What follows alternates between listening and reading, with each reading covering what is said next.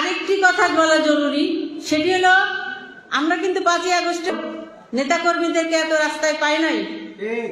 খুব কম সংখ্যক নেতাকর্মী আমরা যখন প্রোগ্রাম করেছি প্রোগ্রামে আসতে চায় নাই, তালবাহানা বিভিন্ন ধরনের অজুহাত সৃষ্টি করে তারা কিন্তু প্রোগ্রামে আসে না। আজকে এখানে জায়গা হচ্ছে না বসার।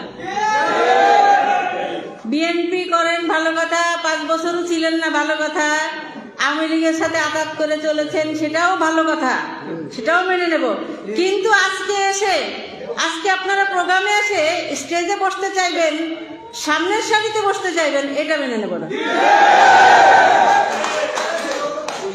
আওয়ামী লীগের সাথে আঘাত কারা কারা করছেন, কারা কারা ছিলেন না, আন্ডারগ্রাউন্ডে ছিলেন, সবাই কিন্তু জানি আমরা এলাকার মানুষ। আপনারা ছিলেন ভালো কথা, ছিলেন যেভাবে ছিলেন। আমরা দল হিসাবে আপনাদের ওইটুকু মার্জনা করে দিয়েছি।